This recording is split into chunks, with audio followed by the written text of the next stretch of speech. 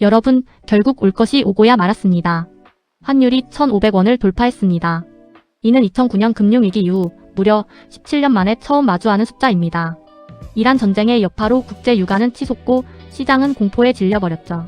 심리적 마지노선이 무너지자 사람들은 앞다투어 달러를 찾고 있습니다. 뉴스에서는 연일 제2의 금융위기라며 기관적인 전망을 쏟아냅니다. 직장인들의 단톡방은 이미 패닉 상태입니다. 다 팔아야 하나? 라면서요. 원화 가치가 떨어질수록 우리가 가진 자산의 무게도 가벼워지고 있습니다. 하지만 김 대리는 말합니다. 공포가 극에 달했을 때가 진짜 기회라고요. 지금부터 이 위기를 어떻게 기회로 바꿀지 냉정하게 분석해 보겠습니다. 이번 환율 폭등의 시작점은 중동입니다. 이란 전쟁이 발발했기 때문이죠. 중동의 불안은 곧바로 원유 공급에 비상을 걸었고 유가는 폭등했습니다. 에너지 의존도가 높은 한국 경제의 고유가는 치명적인 약점입니다. 기름값이 오르면 물가가 오르고 결국 화폐 가치는 떨어질 수밖에 없죠. 시장은 이제 스태그플레이션이라는 최악의 시나리오를 두려워합니다. 미국이 이란 원유 시설을 폭격했다는 뉴스는 불에 기름을 부었습니다. 위험 자산인 원화보다는 안전한 달러로 돈이 썰물처럼 빠져나갑니다. 지정학적 리스크가 해소되지 않는 한 환율은 1,500원을 계속 위협할 겁니다. 하지만 이 연결고리를 이해하면 우리가 선점할 기회도 명확해집니다. 1,500원을 뚫고 시작한 환율이 잠시 주춤합니다. 누군가 개입했기 때문이죠. 바로 외환당국입니다. 급격한 변동성을 막기 위해 시장의 달러를 풀고 있습니다. 이를 미세 조정, 즉 스무딩 오퍼레이션이라고 부릅니다. 속도를 늦추는 작업이죠. 당국은 1,500원이라는 심리적 마지노선을 사수하기 위해 총력을 다하고 있습니다. 하지만 시장 참여자들의 눈치 싸움은 그 어느 때보다 치열하게 전개됩니다. 수출 업체들은 지금이 고점인가? 고민하며 달러 매도 시기를 저울질합니다.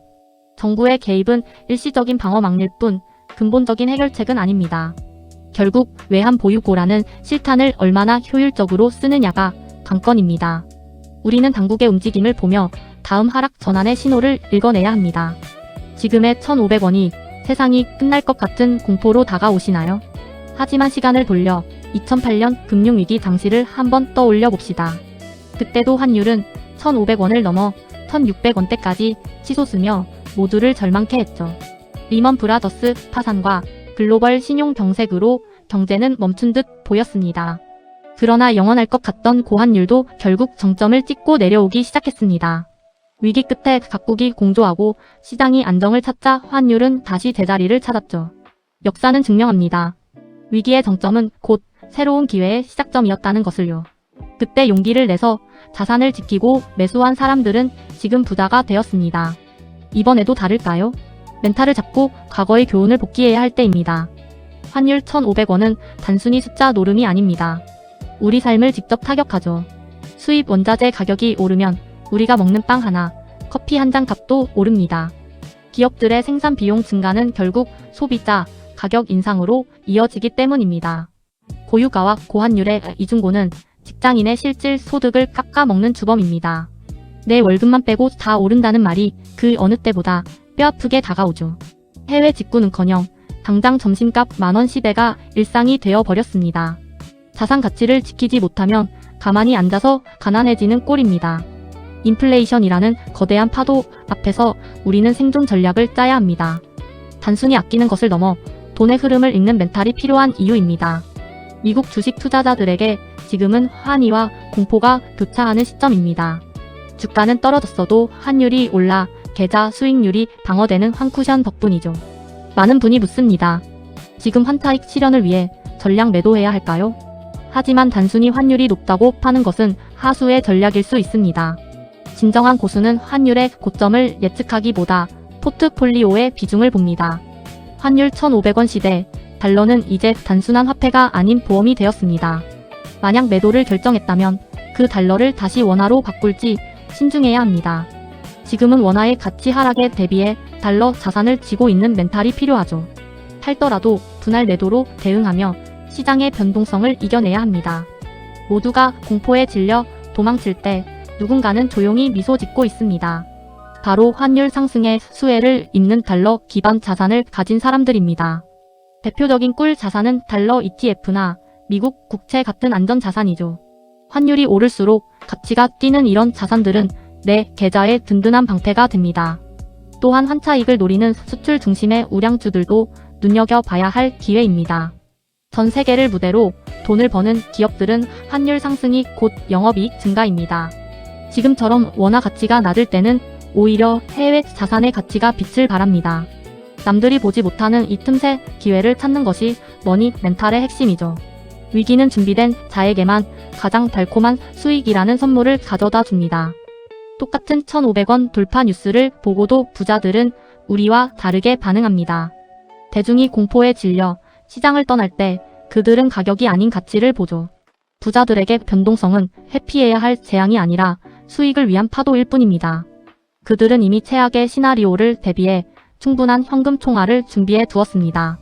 남들이 탐욕을 부릴 때 두려워하고 두려워할 때 탐욕을 부려라. 워런 버핏의 이 격언은 부자들의 머니 멘탈을 가장 잘 설명해 줍니다. 그들은 환율이 오를 때 원망하기보다 어떤 자산이 저평가되었는지 계산합니다. 감정을 배제하고 숫자로만 세상을 바라보는 냉철함, 그것이 부의 차이를 만듭니다. 우리도 오늘부터는 두려움 대신 부자의 시각으로 시장을 읽어야 합니다. 이제 우리는 막연한 걱정을 멈추고 구체적인 행동에 나서야 할 때입니다. 첫째, 보유 자산 중 달러와 원화의 비중을 냉정하게 재점검하십시오. 환율이 1,500원 위에서 안착한다면 현금 비중을 늘리는 것이 우선입니다. 둘째, 공포의 분할 매수 시나리오를 미리 작성해 두어야 합니다. 가격이 떨어질 때 감정에 휘둘리지 않고 기계적으로 대응하기 위해서죠. 셋째, 환율 상승기에 실적이 좋아질 수출 우량주 리스트를 뽑으세요. 위기의 순간에 공부를 마친 사람만이 반등장에서 웃을 수 있습니다. 준비되지 않은 자에게 위기는 재앙이지만 준비된 자에겐 축제입니다. 지금 이 세 가지만 실천해도 여러분의 하반기 계좌 색깔이 달라질 겁니다. 환율 1,500원이라는 거친 파도 앞에서 두려운 건 모두가 마찬가지입니다. 하지만 이 파도를 타고 넘느냐, 휩쓸리느냐는 오직 당신의 멘탈에 달렸죠. 오늘 우리가 나눈 전략들은 단순히 돈을 버는 기술 그 이상입니다. 어떤 위기에도 흔들리지 않는 나만의 경제적 기둥을 세우는 과정이니까요. 남들이 포기할 때 공부하고 인내한 시간은 반드시 숫자로 보상받습니다. 김대리는 여러분이 이 위기를 딛고 더 단단한 부자가 될 것을 믿습니다. 혼자라면 무섭지만 함께 공부하고 공유하면 충분히 이겨낼 수 있습니다. 오늘 영상이 여러분의 불안을 확신으로 바꾸는 계기가 되었길 바랍니다. 머니멘탈을 가진 당신의 성공을 응원합니다. 구독과 좋아요로 함께해요.